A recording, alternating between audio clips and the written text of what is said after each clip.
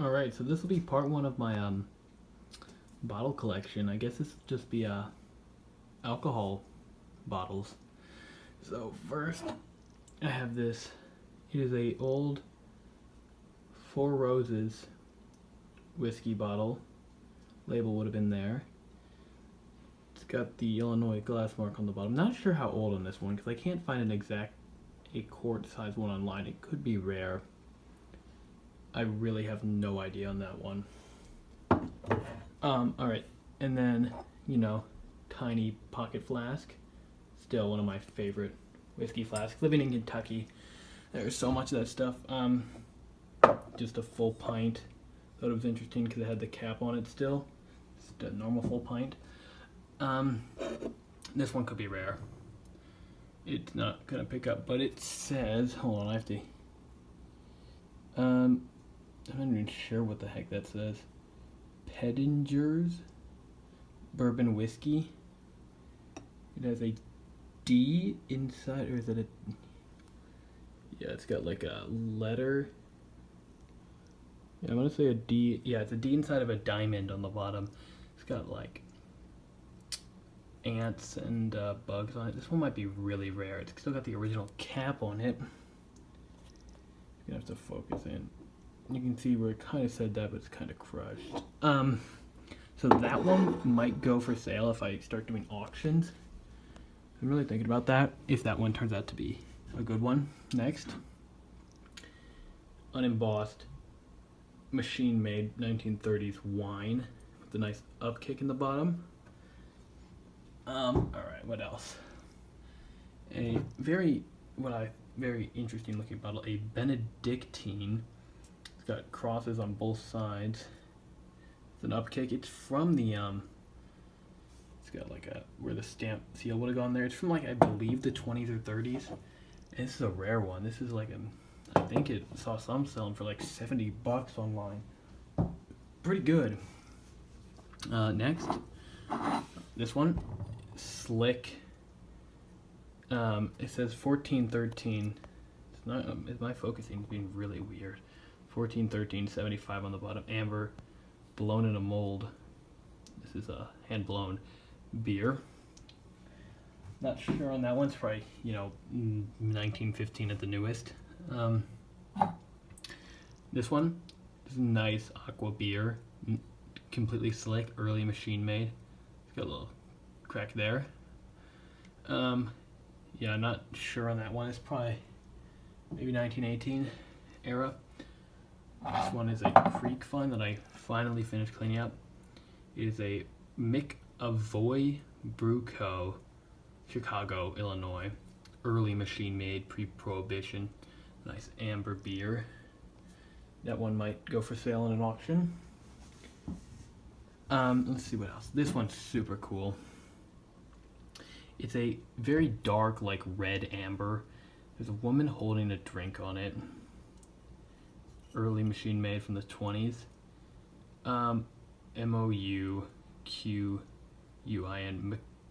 Mouquin. Mauakin. I'm not sure how that's pronounced. Almost got a lady's leg neck to it. This one I've dug multiple of. At the dump I've dug 2. So if I dig a third, one will definitely go in an auction. What else? This is a nice local whiskey flask. Old Charter is a local whiskey to Louisville. Full pint with a 5 on the bottom. It's got a fish eye there. So that one's in my personal collection, being local. Next, here's a Four Roses flask. I have tons of these. Yeah, these will definitely go for sale. Owensville, Illinois mark on the bottom. It's machine made.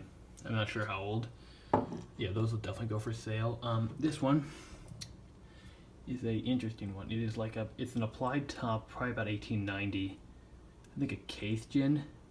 CS & Co. Limited, 3514 on the bottom. Very crude applied top on that. You can see how crude that is. That's a really nice one. And then this one I recently got. I have 2 of these, so one will go for sale. On an auction. It is a This one's not the nicer one. This is the worst one. This is a I'm not even sure. It's a Benedictine. Oh no, sorry, no, it's not. It's a vermouth. I got very confused there. Sandblasted 20s or 30s machine-made vermouth bottle. So one of those will definitely go for sale. This one's nice. It is a turn mold wine or champagne soda applied top. Nice upkick in the bottom. This is a nice one. Not that rare, but still you can see it's got a big bubble there. It's probably, mid 20s to like 1880s maybe. I don't know. I'm not the best at aging things. So next we'll get the sodas out and we can do that. My soda collection leaves much to be desired. But we can go over some of the things. First, this broken thing. You might think this is worth nothing. In U.S. Patent Office, 1950s probably, Coke. But it is from Tell City, Indiana. And for my research, I can only find a single other bottle, and not even the same patent date online. One online with a patent D. And I don't have a copy of the Coke book, but I'm pretty sure this could be really rare. Like, I'm hoping unregistered on that, but probably won't get that lucky. Next, this one came out of Creek. A Barks root beer. Drink Barks, it's good. From 63. A nice, no damage to it. 12-ounce bottle. Next, I got this one actually today. It'll be in an up-and-coming Creek Walk video I have. Canada Dry. Canada Ginger Ale, 1942 on the date on that. With Owensville, Illinois glass mark. Next, Pure Welchade with some embossed grapes on it. This is Prohibition era when they couldn't make alcohol. It's a nice bottle. It's got a few little marks on it. Now these are some of my favorites. This one, the Hutch, the Anchor Bottling Works, Cincinnati, Ohio, is unregistered version of this Hutch. I have to get it registered. Still haven't done that yet. Still got the stopper in it. This was given to me by an acquaintance. That was really nice. Mug-based, super cool Hutch. The acquaintance also gave me this high grade. This side, Fall City Ice and Beverage Co. So in Louisville we have the Fall City Brewing Company, but during Prohibition they made this kind of soda. So this is a nice local soda. It's got a little chip right there, but other than that it's very nice. I guess we gotta call this a soda. Nice, huge, freaking massive Pluto water with a crack in it right there. Other than that, it's really nice. Got the devil on the bottom. So that's, I guess, a soda water. And this one, my prized possession. Coca-Cola Bottling Works, 2nd, Louisville, Kentucky, registered with Coca-Cola on the bottom. And you're not going to be able to see this because it doesn't want to focus. But there is a mis-stamp Coca-Cola. You can see it kind of. Coca-Cola on this side, mid-script. This is with some chips, but I found that in a creek. That is a rare one. At least I think so. I cannot find a single mid-script that looks like that online, and it's blown in a mold extremely early for the bottling plant in Louisville. So, yeah. Next, I'm going to come back in with the good medicines because there's a lot of not good ones. So here's the medicines I got. Darker color bromo seltzer from the 30s. Probably 40s light colored bromo seltzer. This tiny sample size medicine from the 30s, Owensville, Illinois. This one's cool. It's got a chip out of it, as you can see. Glass rod and cork still in it. It's from the teens, judging by the amount of bubbles. Early machine made. This one, I have a lot of these, and if anyone's interested, I'll put these in the auction. Brunette 13 Boston. It's probably super rare, with that 13 on the bottom. Next, Sours extracts from 1932. One of my only 3, I guess, embossed medicines. I count this one. Milk of Magnesia from the 30s. Screw cap machine made. It's got some rust stuck to it. You gotta work on that a bit more. Blown in a mold. Look with numerals on it. Medicine. It's a nice one.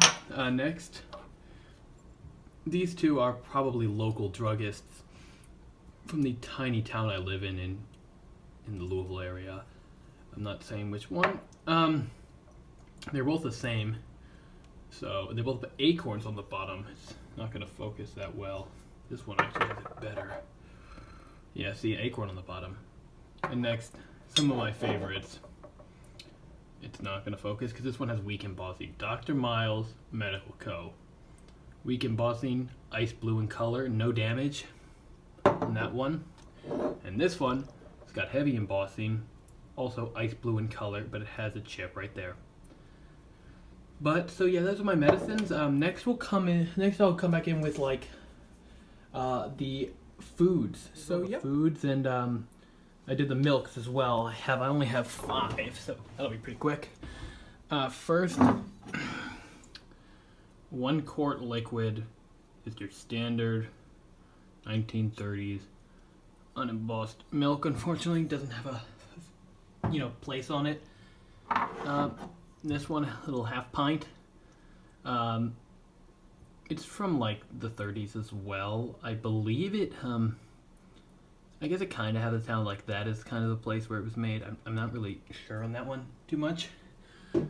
Next, a local Milk for Health. Milk for Health Inc. It's a half pint.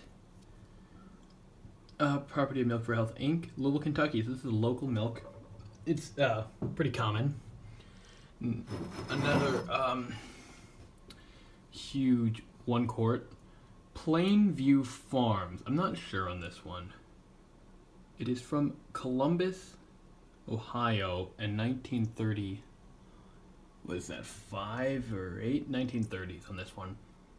Not sure on that one. At least Columbus, Ohio is where it was made. This one is interesting. I'm not even sure what this is. It's like EURINGS, dairy products. It's got a fish eye out of the bottom.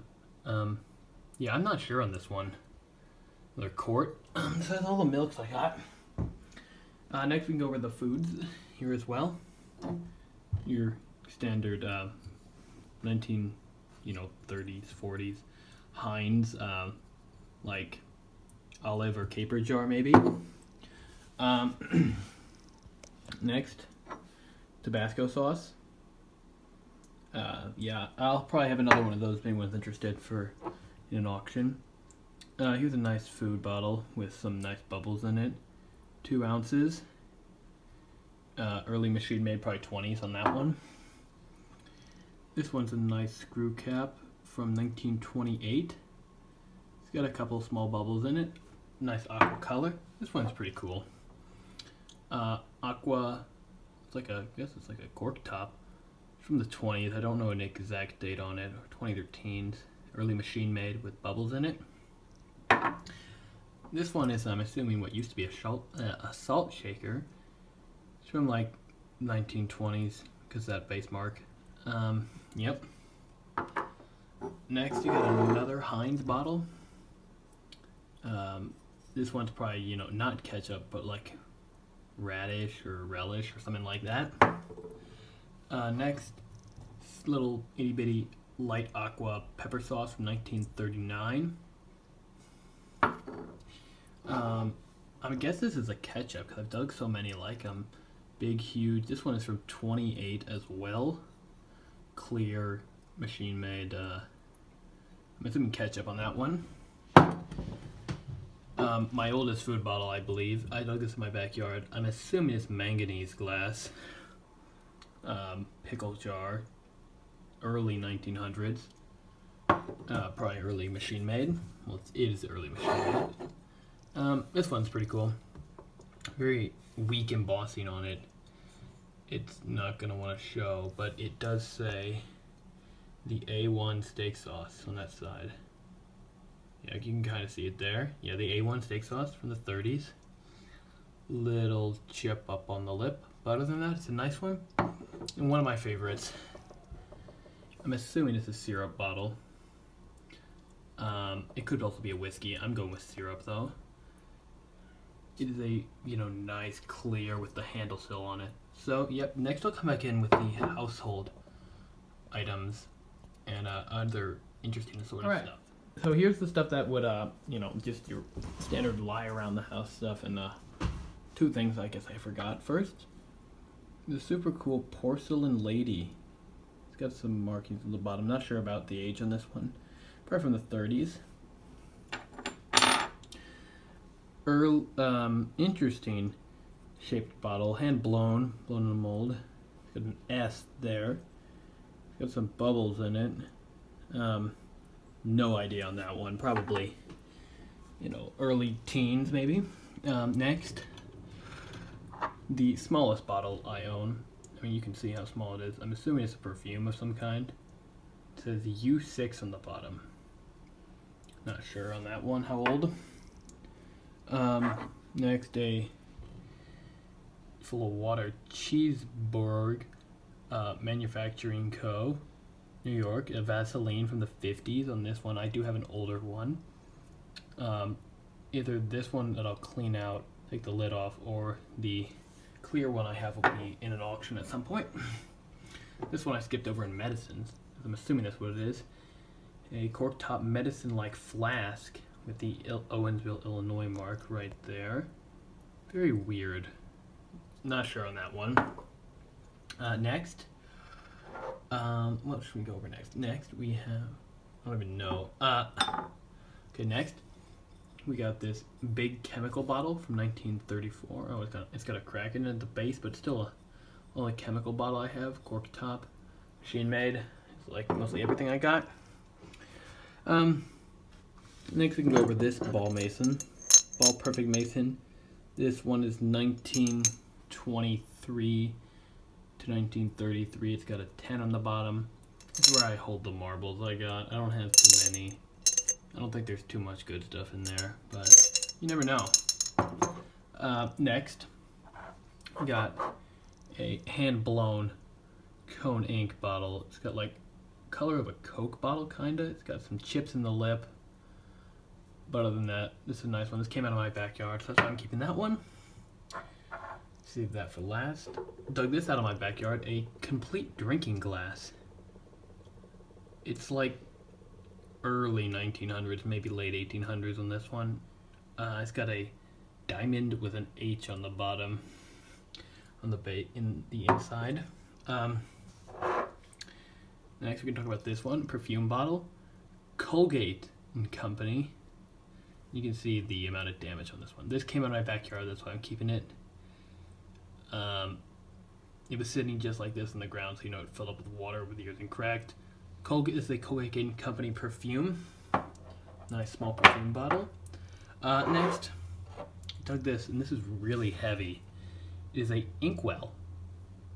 I intend to reuse this. It is a perfectly fine. It's got, which side? This side is a couple chips, but I think I did that. So that is a Inkwell. Super cool one. Skip this one over at food. My only stoneware thing, or like crock of some kind. Grand Medal of Merit, Vienna, 1873. James Keeler and Sons Dundee Marmalade. This is late 1890s, like 1895 to 1898, I think. This is the rarer of the, believe this is the rarer of the one, two that are like this kind. One has the weight on it, and this one doesn't, so it's the rarer kind. Next, my other ink. It's not going to want to focus because it's kind of cloudy in there. Cause ink. First I thought it said Cause Sink, New York, but it's Cause Ink, New York. Got a chip in the lip right there. Actually, on its chip, it kind of cracked. It's got a very nice iridescent color. I think this is my oldest bottle. 1880s, I believe, on this one. Nice applied top, I think. Yeah. Next, Ball Perfect Mason. 1923 to 1915 on this one, but I'm guessing around 1919. It's got a 3 on the bottom. And then next, some of my favorite things. We can go over that. This one is very interesting. It is made of porcelain. Some people were saying that this probably sat in a bathroom. It says Cotti on the bottom. Very interesting. Cork top. I have no idea on the age of this. It's not milk glass. It's porcelain. Probably was in the bathroom of somebody's house. It's very interesting. And next, we got this, my favorite mason jar I have. Mason's patent, November 30th, 1858. Unfortunately, no, like, moon on the back. It's got some nice bubbles in it. It's got only one spot of damage right there, you can see. But other than that, it's early machine made. Probably like 1910 to 1915 to 1918, I guess, on that. And then, probably my second best bottle I have in my collection. Poison. It says P&D Co. on the bottom. Blown in a mold. I believe this poison dates about 1880 to 1900 exactly. Cork top, wonderful little poison bottle. This is probably, a $50 bottle, I'd guess. I can't find anyone that actually matches this exact one, but a lot of P&D Co. poisons. So, yeah, that's pretty much my bottle collection. I'm going to be posting a lot of videos on this channel. I have a short creek walk video coming up soon where I got 2 good soda bottles. You see, yeah, so thank you all for watching so much.